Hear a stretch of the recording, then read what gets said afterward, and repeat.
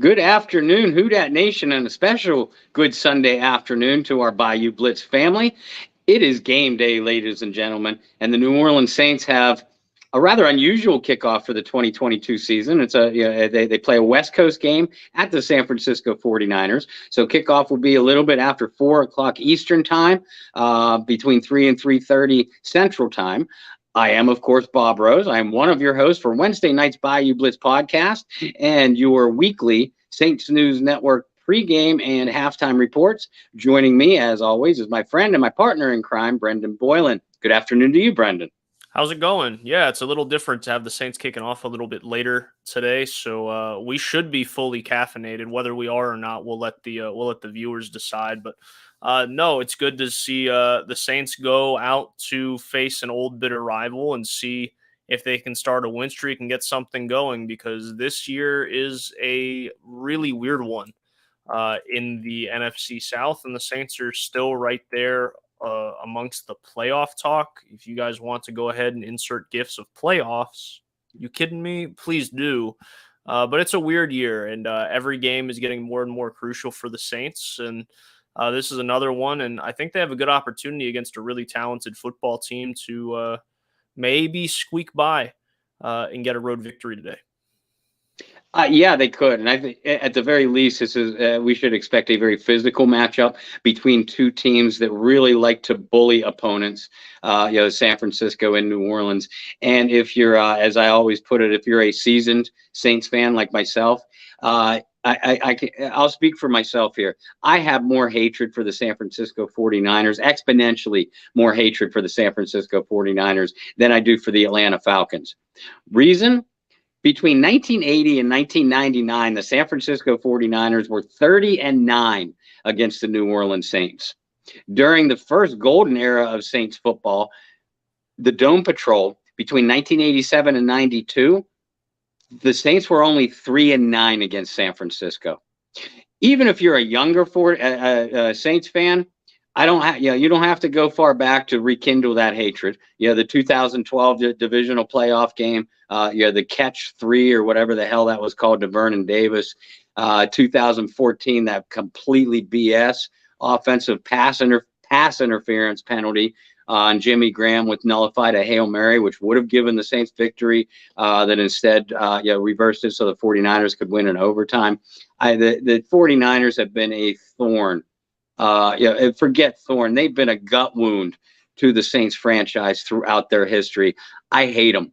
And this is another opportunity for the 49ers franchise, to put a kill shot on the New Orleans Saints. Because, Brendan, if you look at it realistically, if the Saints lose today and they go next week on a Monday night at Tampa Bay, a game where Goodell's goons are not going to let Tom Brady lose, that's back-to-back losses. That's all but the season for the Saints, because the last I checked, the Bucs were ahead 17-10 on the road against the Browns. That is right. The Browns have the football with 4:42 remaining in the fourth. They're at their own 28.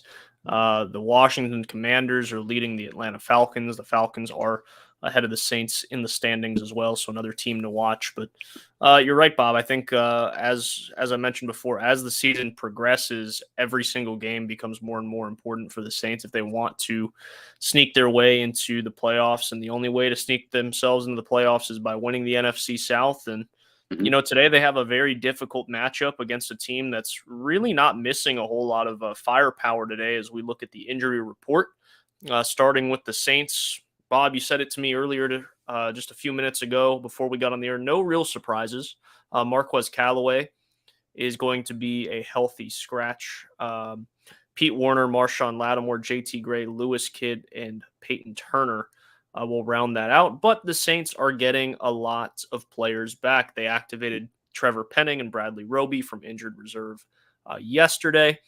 And the Saints will return Mark Ingram, Marcus Davenport, Cameron Jordan, James Hurst, and Bradley Roby. They're all active for today. On the other side, for the 49ers, the big news was Deebo Samuel. Was he going to suit up for the San Francisco 49ers? It looks like he will. Their only real big guy missing is going to be Eric Armstead on the defensive line. Bob, did I cover all that? Yeah. You got everything that I got. So yeah, you hit it.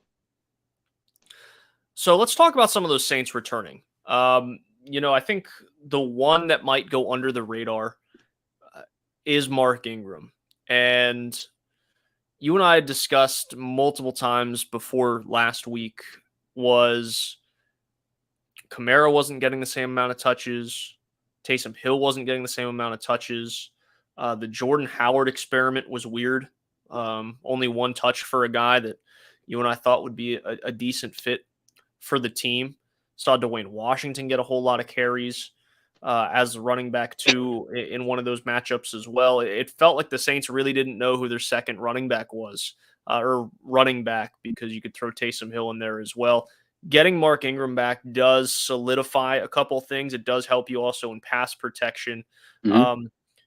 What are your thoughts on Ingram coming back? And out of all those guys that I just mentioned, is there one that you're really excited to see back in the lineup? Well, let's address Ingram first. I agree with you.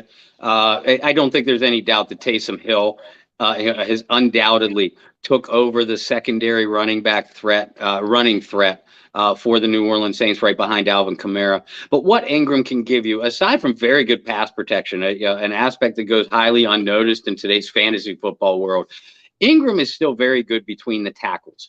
He's an inside runner. He won't give you much outside pop at this point in his career.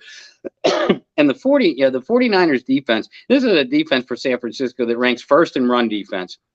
They have not given up a 60-yard running back to get 60 yards against them in 18 games. And they're only giving up a little over 81 yards as a team on the ground. But with Eric Armstead out at defensive tackle, Javon Kinlaw, Maurice Hurst already on injured reserve for the 49ers, they're a little bit thin on the interior. If you can hit them with a couple of productive runs on the inside, and we know Taysom Hill can do that, but if you can sprinkle some Mark Ingram in there, that might pinch those defenders in, and most importantly, keep a trio of very athletic 49ers linebackers with their eye on the interior of the Saints line. That might give you your guys, Taysom Hill, Alvin Kamara, and some wide receiver screens, a little bit, a half step extra along the edge. And that's all these guys need to make plays down the field. It's going to be the little things. It's always the little things that matter in football games, but it's going to be the little things like that that would give the Saints a potential a reason for an upset victory today. Outside of Ingram, I know everybody's excited about Trevor Penning being active, and we will see him down the stretch. But James Hurst is back. Andrus Peat is active, and we expect him to start. Penning is not likely going to get a lot of activity today, maybe in jumbo package snaps or things like that. The guys to watch are on the defensive side. Bradley Roby further deepens a cornerback unit that's played actually pretty well with Alontae Taylor and Paulson Adebo, but Roby gives you additional experience. But having Cam Jordan and Marcus Davenport back, for an edge spot that I thought Carl Granderson to no passing, played very, very well last week. That just makes you deeper along the outside. And that's where the 49ers like to attack defenses, is off tackle and along the edge. With Deebo Samuel out of the backfield, we're all familiar with Christian McCaffrey and even Elijah Mitchell. Plus the 49ers have those two outstanding tackles, Trent Williams and Mike McGlinchey. You need your top players to go up against them if you have any prayer at getting pressure when Jimmy Garoppolo dropped back to pass. I'm glad you brought up that point about Trevor Penning. Yes, there's a lot of excitement for any first-round pick to make their NFL debut, but he's not going to start today. As Bob said, expect maybe some jumbo package looks, but this isn't a guy that's going to all of a sudden take over left tackle as a rookie more than halfway through the season because he was a first-round pick. And from the sounds of it, especially throughout training camp as well, Bob, even if he was 100%, I don't think Penning was going to start this year anyway. No, I agree. So that's I'm with you on that. When it comes to the defense, you brought up some of those outstanding playmakers, and Deebo Samuel's a really interesting one because they use him out of the backfield as well as out wide, similar to like how DJ Moore was used in Carolina the last couple years as well, for a familiar face for some of you folks not too familiar with the NFC West, I think bringing Christian McCaffrey in brought a whole nother dynamic to it. And I also think it might end up prolonging McCaffrey's career because he's not going to be the every down.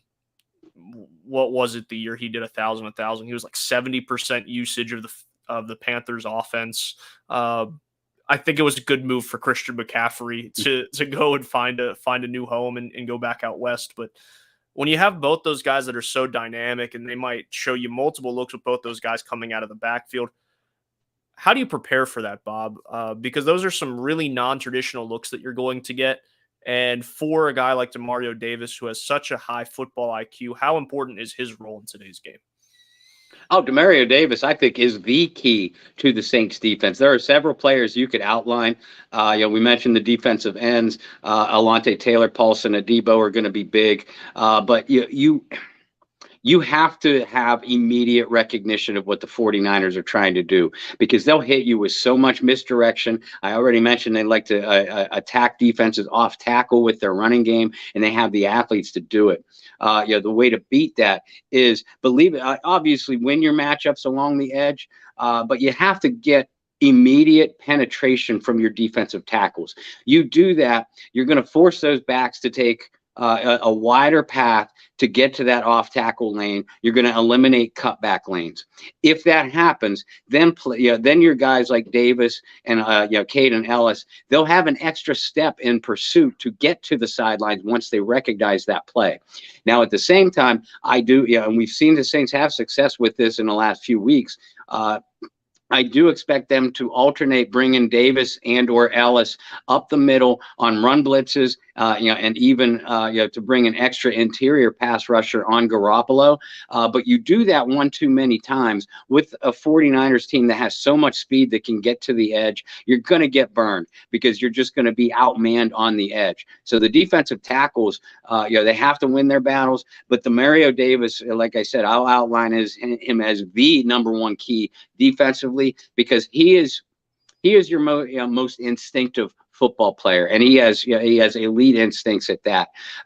So it's on him to be able to cover McCaffrey out of the backfield, to be able to recognize, have immediate recognition of those different fakes and misdirections that the 49ers run, and Demario still has the athleticism to get in position to make a play. What about a guy like Caden Ellis, who I don't think is being as highlighted as he needs to be over the last couple of weeks, stepping in for Pete Werner, and Pete was having a very good season for himself, but Caden Ellis has came in and, wow, he stuffed the stat sheet. Tackles for loss, just impact plays in general out of Caden Ellis.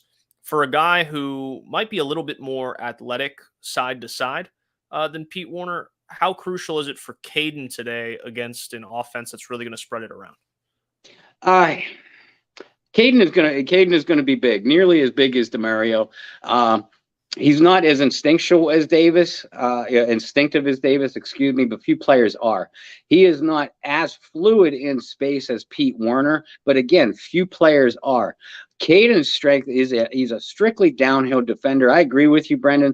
He doesn't get as much credit for being as athletic side to side. But his strength is still that of a downhill defender. So, I mentioned before, we should expect the Saints defense to bring Davis and Caden Ellis, at times straight up the gut on inside plays. I actually expect that role to go more often to Ellis than it does to Davis, just because that plays to Ellis's strengths. And Davis is the stronger player of the two in space and from sideline to sideline. But Caden Ellis having another, and he has played terrific the last 3 weeks, like at an all-pro level the last 3 weeks. For him to have another outing like that could help handcuff and limit that 49ers offensive attack. Spent so much time on the 49ers offense, but their defense is elite. You mentioned they're number one in the league in terms of run defense, but this is a 49ers team that many forget just a few years ago was the NFC champion, was in the Super Bowl, and that defense has stayed relatively similar to that team, where the offense is the one that's expanded and added new toys.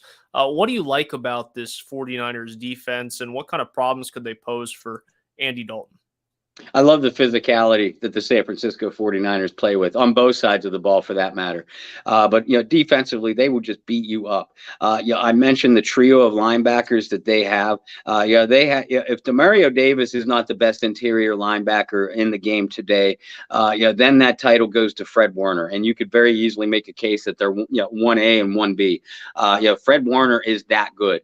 Dre Greenlaw, one of their outside backers, is extremely underrated, and the other guy, Aziz Al Shayer, he's missed some time earlier this year with injuries, but he's another athletic guy in space. All three of those guys can cover. All three of those guys are outstanding run defenders. And everybody likes to talk about Nick Bosa, the all-star defensive end for the 49ers. And Bosa's having a monster year. 10.5 sacks, 32 pressures, 12 or 13 tackles for loss. But they have, similar to the Saints, they have a very deep edge rusher position. With Samson Epigum, Kerry Hyder. They spent a first-round draft choice on Drake Jackson, as well as a couple other solid bodies at that position. So just like New Orleans can, San Francisco can come at you in waves, and because of that, they can move Nick Bosa around, take advantage of specific matchups. He'll most often be matched up with James Hurst, which unfortunately I believe is a matchup that works in the 49ers' favor. But with as physical and deep as that San Francisco defensive line is, they tie up blockers, they create disruption. That allows those three linebackers to basically sprint to the football, and make plays nearly untouched at times. Looking at the Saints receiving corps, it's been very similar to last year in terms of it's not the who's who, it's the who's playing, who's going to be able to catch passes today. We mentioned earlier that Callaway's out. Deontay Harris has been out for quite some time with an injury. He's been on IR. Chris Olave's been not just the bright spot for the Saints offense, but maybe the bright spot in terms of the rookie class. If you ask me, he's running away with Rookie of the Year offensively, that is. Olave is going to get his targets. Juwan Johnson has stepped up to be a very nice receiving option. But outside of Olave, is there a player today that could take advantage of this 49ers defense and the Saints receiving corps? Well, I mean, obviously, outside of Olave and Juwan, you got to start with Alvin Kamara. He absolutely has to be involved in the passing game.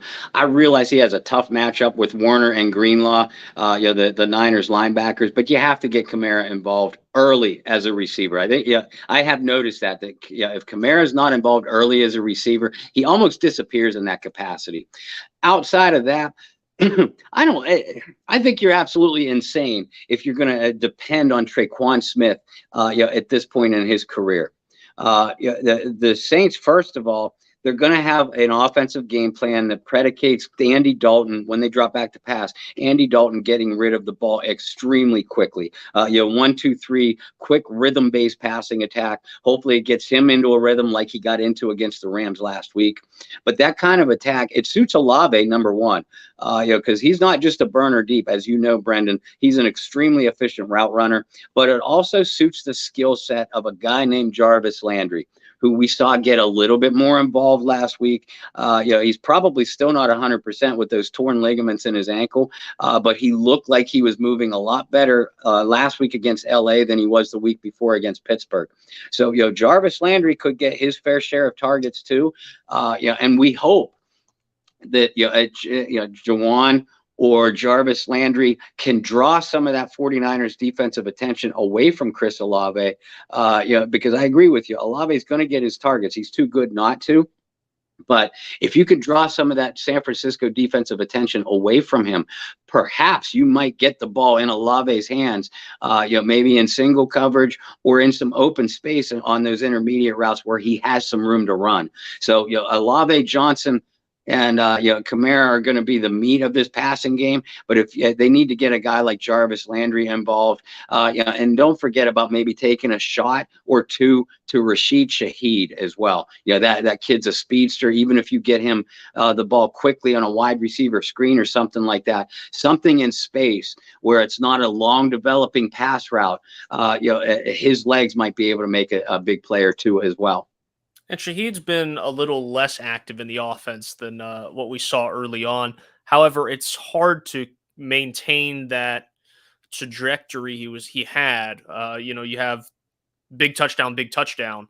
Then you start expecting to see these big plays designed for him. I'd like to see him be a little bit more involved because personally, at this point, what we've seen out of him is what I think I had hoped Deontay Harris would be, Yes. or Deontay Hardy would be for the Saints, being both a kick returner and definitely a deep ball threat offensively, or grabbing jet sweeps or whatever it may be. So Shaheed, I would love to see more involved. It's good to see Landry get back as well. Want to give some people some updates score-wise in the NFC South. Cleveland has just tied Tampa Bay 17 apiece late in the fourth quarter. They're going to be going to overtime, and the Falcons have lost to the Washington Commanders. So things shaping up pretty well for New Orleans, particularly if the Browns are able to beat the Bucs in overtime. The Saints could find themselves essentially tied for the NFC South lead, which is not something I think I would have put money on if I was a betting man. I don't think it was on my bingo card either. Bob, last 10 minutes of the show, let's talk about this. Let's talk about some of these games we've seen for New Orleans has been very similar to our fantasy teams this year, and that is inconsistent, very inconsistent. The Saints had an excellent offensive showing against the Rams. Andy Dalton looked efficient. They didn't ask him to play outside of who he is, and that's also a good thing to see at this point in the season for Andy. For the Saints offense to be successful today, they need to do blank. Establish the run, and those receivers, other than Olave, have to get some quick separation to allow Andy Dalton to get rid of the ball on rhythm, and quickly. It's those two things. And even if the Saints can only run well, they picked up 88 rushing yards against the Rams last week. Another very good run defense. That's not a lot of yards, but they picked them up at key moments. Were able to control the ball well enough to move the chains and control and dictate the pace of the game. That's what the Saints have to do offensively. I would not expect a 30-point outing from New Orleans whatsoever. But if they can do those things successfully, and the obvious, avoid the turnovers and self-inflicted mistakes and penalties that have crippled them most of the year. Knock on wood, they've done a better job of that in the last couple of weeks. So if they could do those things, establish the run, get separation for Dalton so he can get the ball out on time, and avoid the self-inflicted mistakes, then I think the Saints could easily get to the mid-20s against San Francisco, and that could be good enough to squeak out an upset. Going to the defensive side of the ball, Jimmy G is not a quarterback that makes a whole lot of mistakes. One of my favorite stats in the NFL right now is Jimmy G's record in games where he throws 0 touchdowns. He's 10-2 all time in games he doesn't toss for a touchdown, which tells me he does a great job of managing the game and letting his playmakers shine, and putting them in positions to shine. What do the Saints have to do, a team that has not forced a whole lot of takeaways this year? What do they have to do to cause a fumble, create an interception when it comes to Jimmy Garoppolo and the 49ers offense? Buckle up that chin strap and hit like you've never hit before. San Francisco is going to hit the hell out of you. You better believe that. You have to match that physicality, and only good things can come from that. You might not get a fumble, but if you can get some stops, and if you can not let the 49ers bully you around, that's a check mark in your favor. Offensively, you're right. Garoppolo doesn't throw a lot of picks. He doesn't throw a lot of bad passes. But when he does, it seems to be a snowball effect with him, and it's more often than not caused by interior pressure. We haven't seen a whole lot of that from the Saints this year. So that interior pressure might come from guys like Caden Ellis, Demario Davis, maybe a well-timed blitz from a Marcus May or a Tyrann Mathieu, but you have to find a way to get pressure and hurry Garoppolo, even if he doesn't throw the ball to your guys. At least get him off time.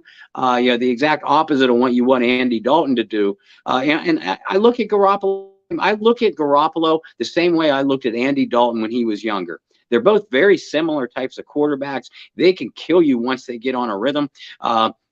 The Saints can't let that happen.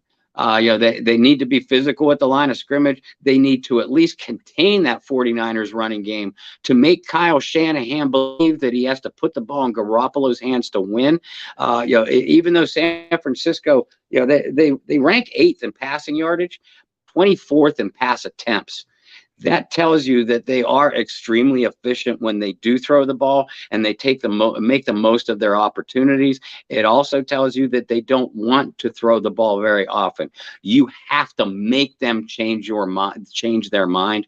And as awful as the Saints' run defense has been, the Saints' pass defense has been pretty close to the top of the league, all year long. And that could be a matchup that works in your favor, but you got to stop the run first. And with the addition of Bradley Roby back to the lineup, it could help the Saints tremendously as well. We haven't even talked about Brandon Ayuk, who's had a really good year for the 49ers. And I think all in all, when it comes to San Francisco, at least in my opinion, this is a team, and Kyle Shanahan is one of the more underrated minds in football. But this is a team that's you get to the fourth quarter, but yeah. Come on, Bob. We're going to try to avoid that today. But no, you're absolutely right. If you want to talk about the 28-3 game, by all means, I'm sure everybody in the chat would love it. But Shanahan does a great job for the most part in allowing his players and putting his players in positions to succeed. And that's one thing we've seen. We highlighted that with Deebo Samuel. We highlighted that with Elijah Mitchell, Christian McCaffrey. But even Brandon Ayuk has shined this year for San Francisco, and he's been given more of the load to bear this year, which was interesting because I thought it was going to be Deebo Samuel. I thought that especially after all of the contract stuff kind of worked itself out, that he was going to be the star of this offense, and all of a sudden he's not taking a back seat perhaps, but it's almost like, hey, those receptions, those touches, we're going to have to take some of yours and give them to Christian. We're going to have to take some of yours and give them to Elijah. We're going to take some of yours and give them to Brandon. But it seems like everything's worked out pretty well with how this team's played this year. I'm concerned with the New Orleans Saints. Not really the defensive line depth, but we've continued to talk about that interior of the defensive line. And you mentioned that's one of the weaknesses of Jimmy G's game. Somebody has to step up in that spot. It's really nice to see both safeties healthy, which is crazy because I know there's been a handful of games they've both been healthy in Matthew and May, but I felt like for a stretch there, we had to really worry about their chemistry because, well, how many games do they have under their belt together? And I think we finally hit a point where we can say, well, they've had enough games under their belt together. We should be seeing the top tier of their 2020 season together. The other concern that I have for New Orleans, particularly today, yes, the offensive line is getting Hurst back. They're getting Pete back. But this is a really dangerous, and you already highlighted that, Bob. This is a really dangerous San Francisco defensive line. And if the Saints are not able to establish the run, whether it be with Kamara or Ingram or Taysom, and they become a little bit more one-dimensional and they become more predictable, that might be the big word, more predictable offensively, we're going to see some of those Saints offensive games where they literally had nothing going. That's where my concern is for the Saints. How do they counter that? To avoid becoming predictable, that comes down on coaching. And it's something that we have blasted all year long. On both sides of the ball, offense, defense, as well as the head man. San Francisco is going to hit you with a lot of unpredictability, especially on their offensive side. You have to counter. And you have two of the most versatile guys in the game of football today in Taysom Hill and Alvin Kamara that could just beat you so many ways. They have not used Rashid Shaheed in ways that I would use him if I was the offensive coordinator. They've not even used that. I think we've only seen the tip of the iceberg as far as what Chris Olave can do. So, Pete Carmichael, you were a part of those imaginative offenses that Sean Payton put together for 15, 16 years. I want to see some of that executed out onto the field this year. But to do so, you have to, you talked about not being worried about the defensive line depth so much. We know how good the defensive ends are. We have to see the Saints offensive line really show out to play today. Otherwise it becomes a moot point because you can get as cute as you want. when you're going up against a bully. But if that bully is able to hit you and hit you as often as they want, you're going to lose that fight. Absolutely. Bob, how do you see this game shaping out? For me, I think a lot of it's going to ride on the Saints' ability to not give up on the run. That sounds really simple. And you brought up the numbers last week. Nothing spectacular, but the Saints didn't give up on the run, and the chunk plays that they did get came at really good moments against the Rams. I don't think there's going to be a whole lot of opportunities for chunk plays today, but I do think there's a lot of opportunity to run forward, run hard. This is where a game where Mark Ingram could really shine in picking up those hard 3 yards. I think not giving up on that and not getting too cute and trying to run play action a lot. I think not getting too cute and not getting over anxious and trying to push the ball downfield is going to be really crucial. I don't see this being a really spectacular, beautiful, high-scoring football game. I see some hard-nosed, smash-mouth type of football if the Saints want to win today. So with that said, I think the Saints do enough. I think they create their first win streak of the season. And I think the Saints win 24-20 on the road in San Francisco for those reasons. Brendan, I've had a good feeling about this game all week. I know it's going to be tight, it's going to be physical, and it's going to be a close score.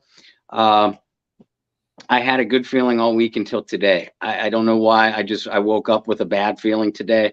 I absolutely think that the Saints could go in to San Francisco and pull out a win. I think they have the team and the style to contrast what the 49ers like to do, and one up it. But this is coming from a seasoned Saints fan, and I've seen the 49ers ruin too many New Orleans Saints opportunities, through the 80s and early 90s, and then again once we got to the mid 2000s. I think the San Francisco 49ers just have too many playmakers right now on both sides of the ball. And the New Orleans Saints, we know the playmakers and the potential that they have, but they've given us nothing but questions this year. Now, some of those questions can be answered. A lot would be answered in a win. But I put the 49ers right near the top of the heap as far as legitimate Super Bowl contenders at this stage of the season. I think the Saints will have a good showing. Would not be surprised if they won this game. But I'm going to go with the 49ers, and I hate this Who Dat Nation, I do. But I'm going to go with the 49ers 27-23. So we're both in the same mindset. Saints are going to score somewhere in the mid-20s. Well, Bob, where can everybody follow you on the World Wide Web, and where can people keep up with all of your outstanding work with the Saints News Network? Folks, thank you for tuning in to our pregame report. As always, make sure you join Brandon and I again for our halftime show, hopefully with big old smiles on our faces. And don't hate me too much for picking against our Saints again this week. I hated doing it. It made me sick. But if you're not going to unfollow me, and if you'd like, you can follow me on Facebook, Bob Rose. I'm over on Twitter at BobbyR2613. All of our works, Brendan, myself, John Hendricks, Kyle Mosley, can be followed at the Saints News Network or at Saints News on Twitter. And as you know, if you follow us every Wednesday night for our Bayou Blitz podcast at 9 p.m. Eastern Time, 8 Central, we do also have a Bayou Blitz Facebook page. It's a real fun group, guys. One of the better groups out there on Facebook, if I could pat ourselves on the back. And make sure you follow our Twitter page as well at Bayou Blitz Pod. Wow. Surprised. He actually remembered the Twitter handle.